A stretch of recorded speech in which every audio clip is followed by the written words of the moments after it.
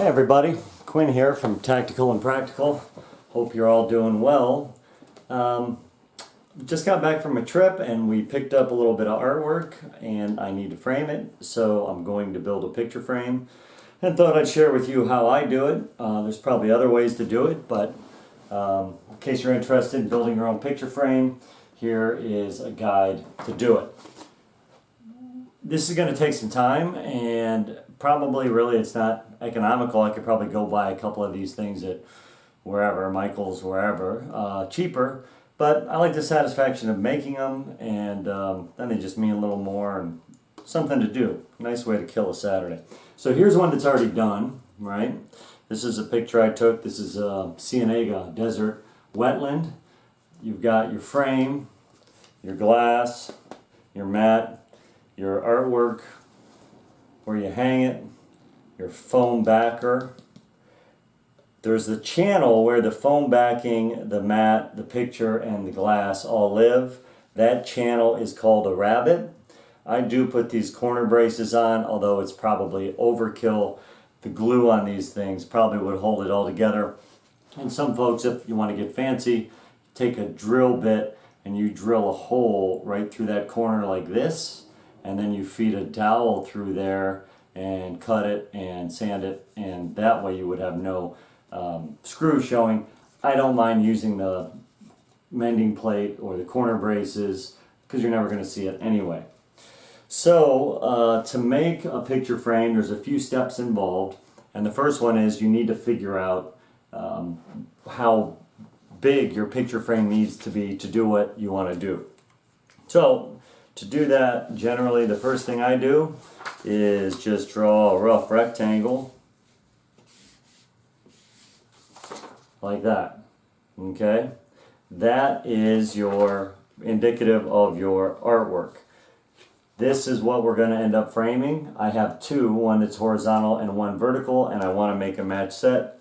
I have measured this at 6 1/8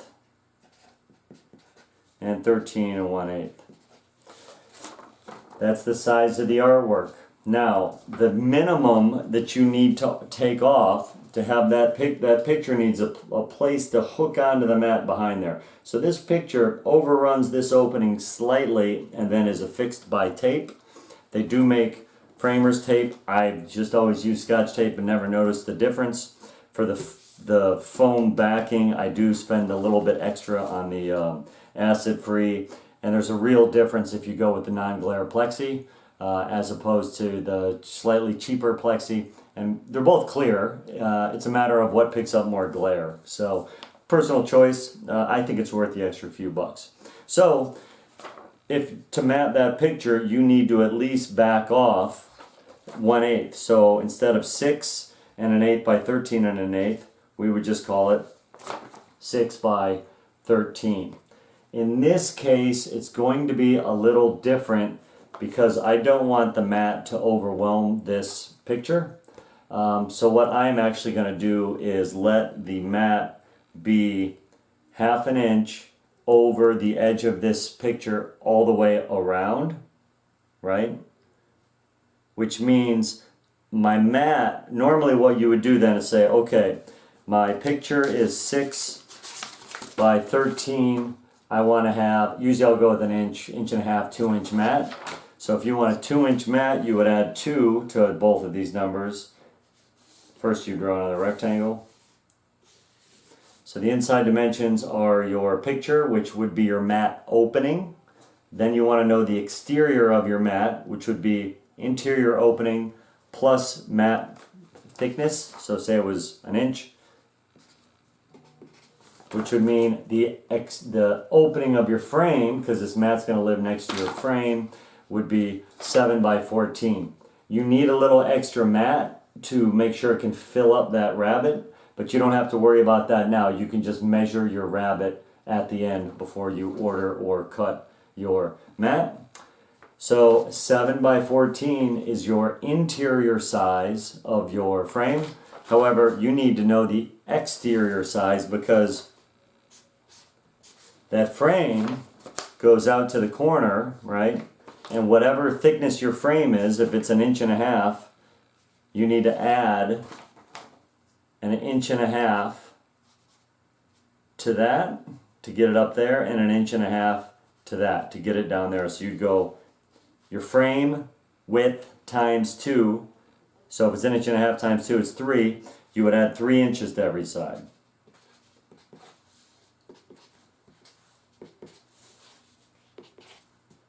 Which would give you an exterior dimension of your 7, right, for your interior, plus 3 would be 10, 14 for your interior on the long side, plus 3 is 17. So that means you would need to have your cut list be 17, 17, 10, 10.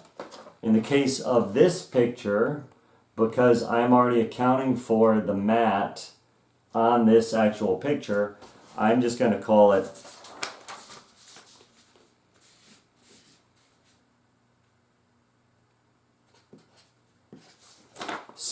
6 by 13, because that's this, right? So that will be the interior dimension of my frame. And then my frame material is going to be 1.5 inches thick. So remember our trick, we double the frame thickness. 1.5 times 2 equals 3. And you add that to every side. So that gives me final measurements of 16 by 9. So my cut list for each frame is 2 at 16, 2 at 9. So total 4 at 16, 4 at 9. Now I know what I need to cut from the outside to account for the overhang to get the interior opening that I want. And if you've got nothing to do on a Saturday, or you're thinking about a project, or you got a couple of saws that are sitting around, I use a table saw to cut the rabbet. I use my miter saw, chop saw to cut the angles. You're also going to need some wood glue. You will also need a frame clamp. I think mine was made by Irwin, and it's in the $20 range, $25 range, but it lasts forever. And then you're also going to need your mounting hardware of choice. These little doodads that actually hold the picture in. I got a whole bag of them on Amazon for like $6. Corner brackets are optional. And then you're going to need your chosen glass, your mat, and your foam backer. Those are the pieces I do buy. I have cut my own plexi. It's hard to do on a saw because that plastic tends to want to melt. You can score it and snap it, but if you're doing a bigger piece, it is difficult to get your scoring blade with enough pressure along a steel straight edge or T-square to score it enough to get it to snap real clean without cracking it or chipping it. But I've had success doing it. I just found for the mat, because I don't have what I need to cut this mat at an angle. So once I'm paying someone to ship me the mat, I just have them cut me the foam core backer and send me the plexi. And then I put it all together. So when you're done, you'll have something you can be proud of. You can give these away as gifts. One thing I did for my brother for his wedding, I got a double mat in his wedding colors, made him a frame that was all ready to go, and all it needed was the picture. That way when they got their wedding photos, they could choose one, put it in, hang it on the wall, and remember their special day, and then remember that their brother made the frame for him. Just gives a little bit of extra meaning to things, I think. In this day of mass market fabrication, when something is handmade, you know, it feels a little bit warmer, I guess. So we'll get to work. We're going to take you outside, show you how to cut the rabbet, show you how to cut the angles, show you how to glue it up, show you how to finish it, and then you'll have a step-by-step guide to have a complete how to make a frame project. Hope you guys like this. Hope it helps you. Please like the video, subscribe to the channel, and we'll keep this content coming. Here we go.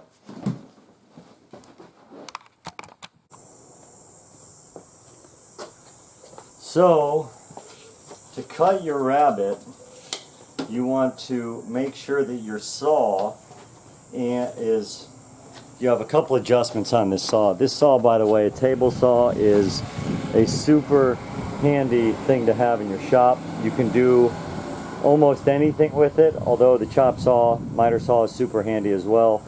If I had to pick one saw to have, it might actually be this table saw. This is by Cobalt. It's only a couple $100. It collapses down, flattens, and you can roll it around. It has an angle adjustment there where that wheel is. You see there's the power switch on off. Then it's adjustable on the top. So what we're going to do is adjust that thing. I'll show you what we're doing here. Try to get you right on the saw.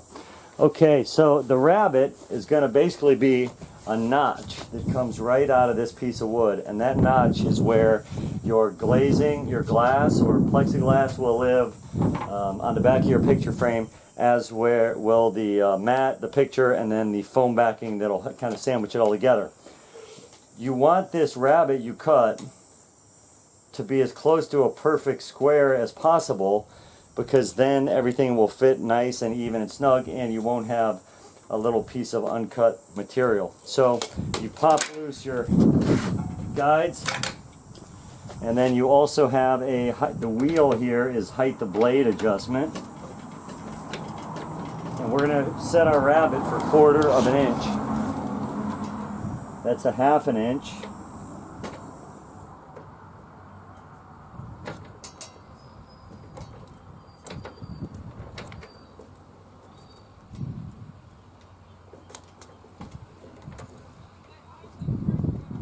So to the top of that blade tip, the highest revolution, you want it to be a 1/4 inch and maybe just a skosh over. Now wherever you set that thing, so we're going to have to call it 3/8. Now you want to slide this over to be 3/8, to be the match. Whatever you set that thing at, you want this to match, because then you're set up to cut out a square. So to the inside edge of the blade, there's 3/8.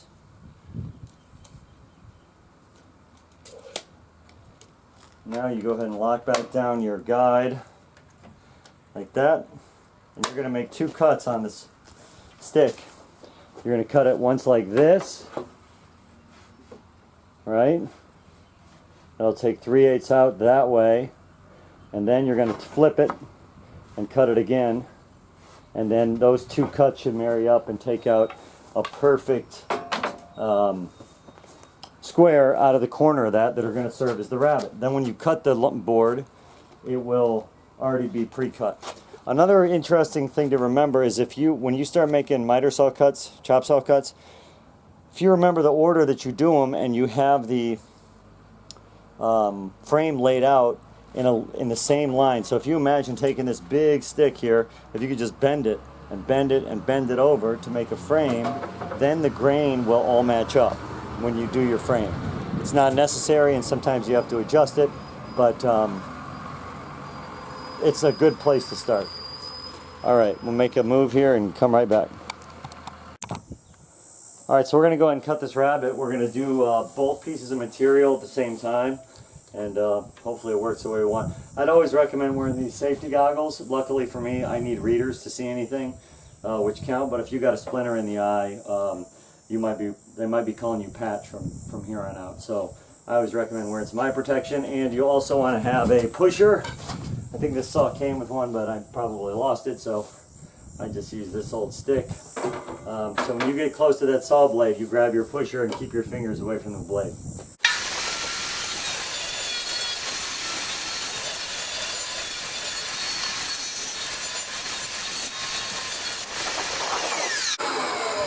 Okay, so here's what we're shooting for. You see that first cut went right along the edge? Now we're going to flip it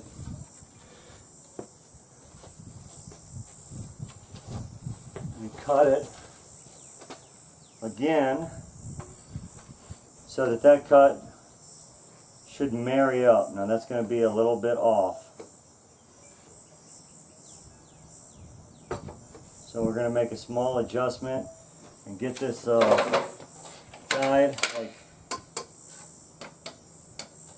a couple taps closer, blade a couple higher, and you'll be able to see it when you hold that rabbet up. You'll be able to see if your cut's gonna hit that cut that you just made to make your notch.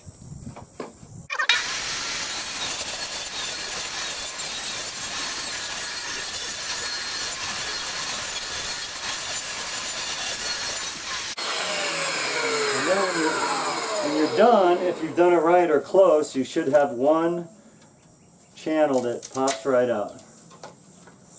And then the space that we just created, that's the back of your picture frame, and that's your rabbet. So that's where your glass will live, your mat, your picture, and your foam backing. You might have a tiny little spot like right here. It wasn't perfect, but you can just hit that with the chisel and knock that little piece out and you'll be good to go. So we're going to cut one more of those, and then we'll be all done with the tables.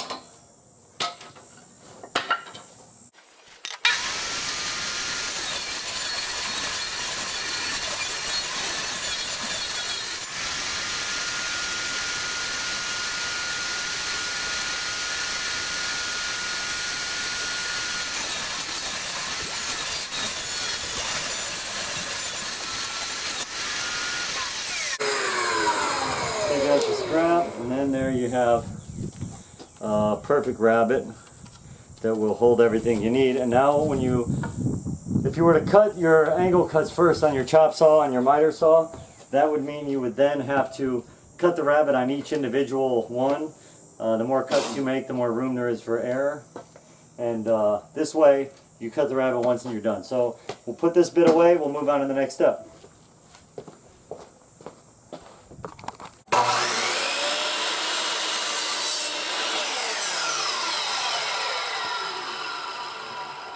So you're looking for a nice, sharp cut, 45 degrees, right? So there you go.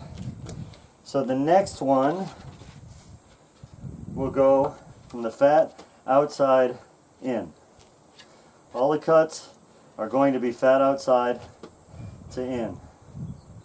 So you can spin your saw to be a 45 the other way, or you can turn the whole thing upside down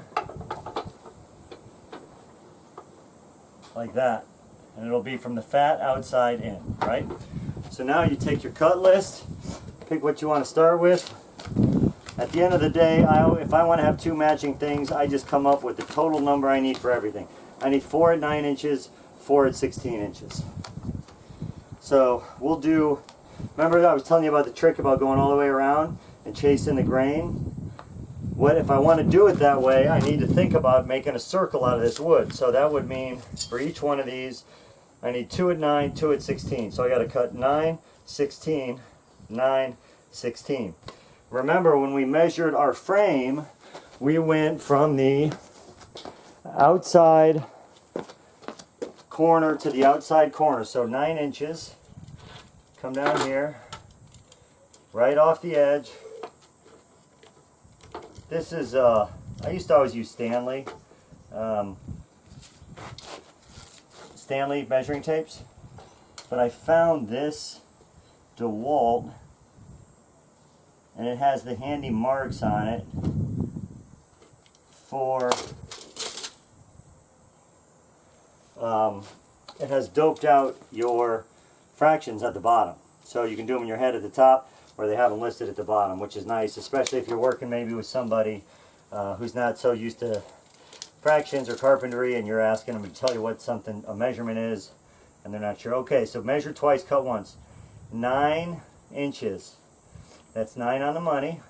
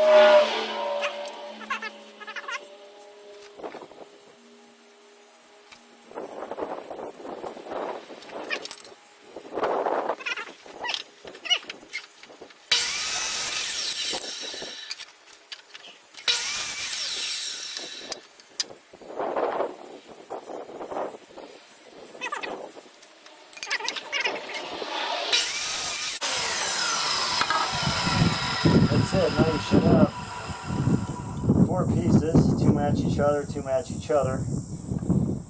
And if you don't, it will cause problems because the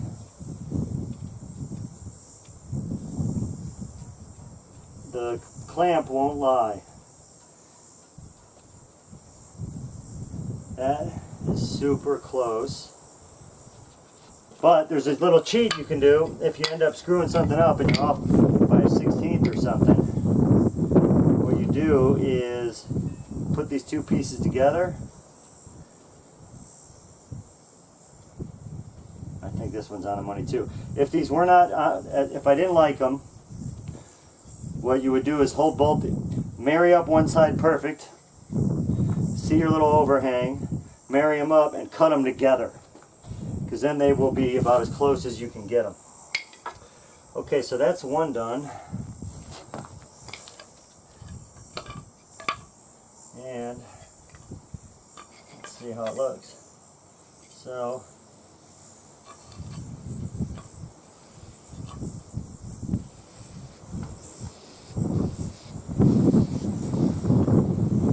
it's hard to get these just right when you're just putting them together on the ground. You see there's a gap upper right corner, but when you put them into this clamp and clamp them down, it will snug it up and eliminate some of that and make these things find themselves naturally. So that's one done. I'm going to do the other one, but just to show you guys the whole process, I will do the gluing now so you can see what happens for that piece of it. And then when we jump back in for the next steps, for the sanding, the finishing, etc., then you'll be seeing 2 of them again. But in the interest of time, we'll just keep this simple. So here's what you do. You go ahead and get it lined up, and frankly, I like it pretty much. But if you do find yourself with a tiny gap, what you can also do is try switching the pieces one time, because sometimes these micro differences will disappear based on if you have the same. Now that's even better. Show you that, and then I'll show you what it looks like when you glue it up. Let's see. That one looks even better, so make sure you have it where you like it. Pretty bright there. I'll try to get you over here in the shade.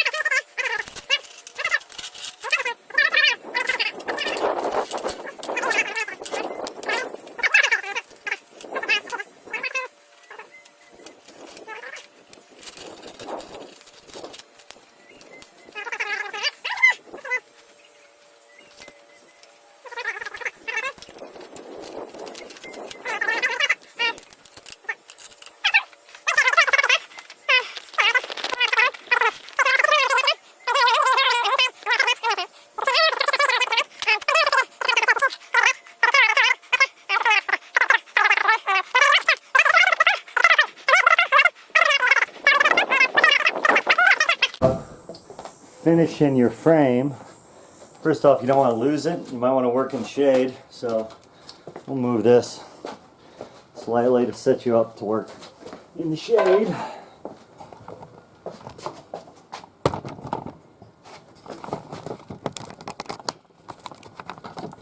And you'll probably be seeing this at fast speed, so y'all don't have to sit through the pain of watching me do this. But who knows, we'll try this fast motion thing. Okay, again, when it's your project and it's going on your wall, no one can tell you when it's done, or you don't have to listen to anyone, except you. Generally, what I'll do to get these things where I like them is I do 3 courses of sanding with different grits. The lower the number, the coarser the paper, which means the coarser the paper, the more material that it will take off. It'll hog off material faster than a lower or a higher number grain. So I'll go 3 sessions. I'll go a 60 to knock off the glue and hog off a little material, make those corners just right. Then I'll go 60, then 150, kind of a middle of the road. Get any other large imperfections, it'll take care of them. And then it will go 220 for finish work for the like super fine sand. There's one edge in here that I need. See some of this, when you see this rabbit edge, you can just knock it out with your finger. I mean, it was that close to perfect. It's a little thicker. You might have to grab a knife.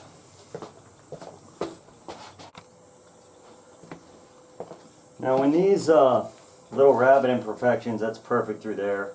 The blade caught slightly here, so I'll do my best to bevel that with the sander.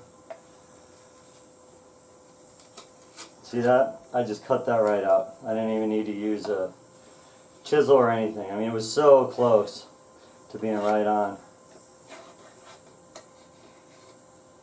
Let's clean that up a little bit. There's not much I can do right there where that saw blade caught. You're going to hit it with the sander and try to even it out as best you can. And then got one more here.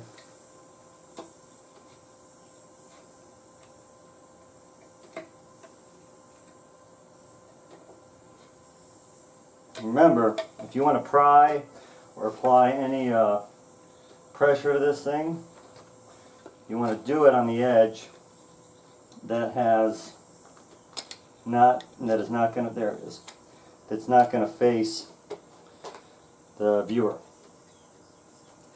You know, I always watch that Yankee Workshop guy, and he always has random band-aids and cuts on his fingers, and then you handle a knife, and you always wonder, how does he get so many cuts? You start handling a knife in close quarters to your body, or a chisel. Chisels can be razor sharp. And you have to apply some pressure sometimes to do what you want. All of a sudden you understand how he gets them. Okay, so got that rabbit cleaned up. All the big, anything obstructing, obtruding is gone. Now we're going to go into sanding mode. Remember, 60, 150, 220, but you can do whatever you want. Here comes the fast motion part of the show.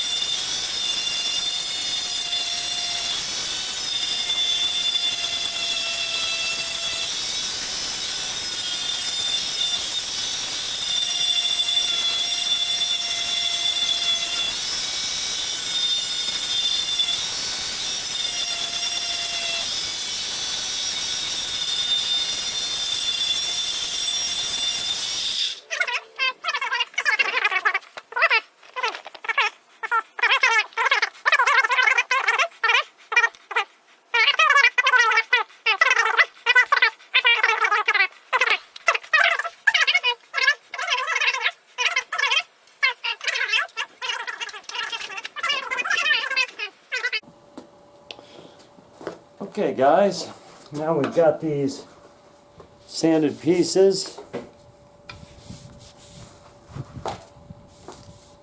and give them a light wipe with a super lightly dampened cloth, basically just to remove any debris, or particularly those super fine particles of sandpaper that accumulate during the, see that right there, see that dust? That's all from that 220. You don't really want to apply any kind of finish with all that kind of residual sawdust, super fine sawdust on there, because it'll get trapped in the finish, or occasionally you'll get a piece big enough that will show. So you just take it off with a quick rubbing.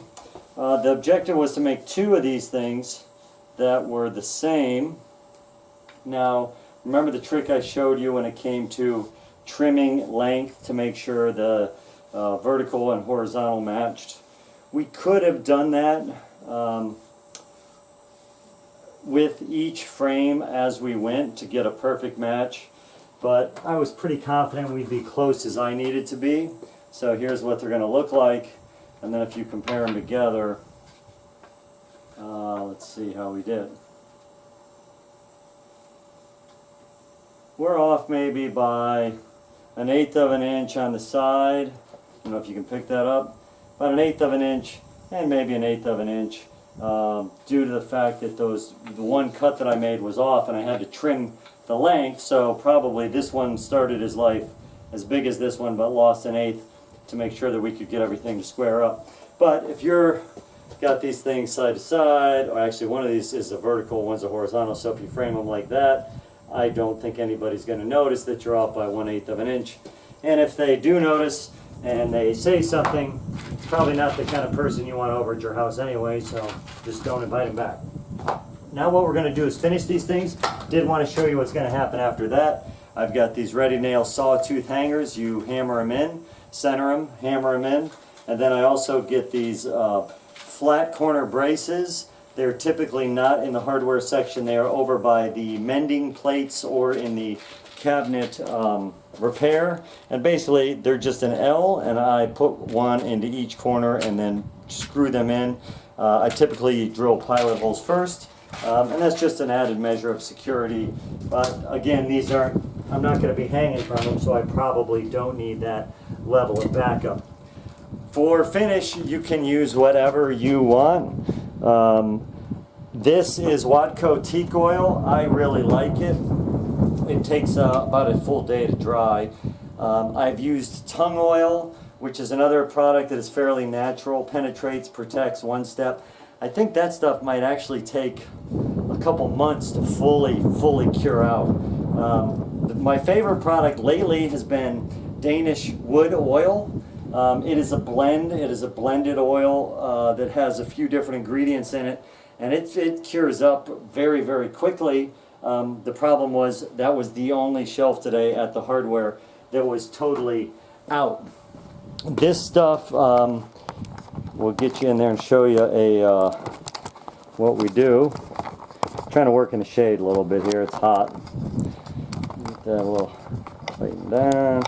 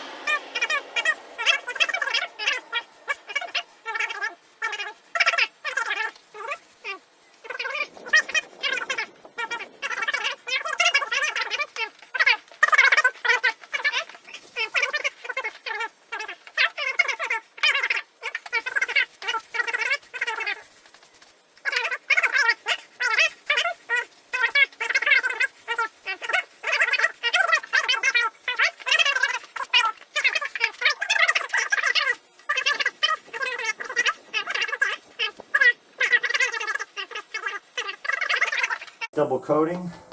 Looks pretty uniform. A lot of times poplar has a kind of a greenish hue to it. These pieces seem to be real blonde for whatever reason, and that's just fine with me. So we're in pretty good shape. Gonna put this stuff down. I appreciate you joining me. You just learned how to plan a picture frame, think about your measurements, cut the pieces, cut your rabbet, cut the pieces on the miter, glue them up, use the Irwin frame clamp, sand them down. Remember, 3 courses of sandpaper.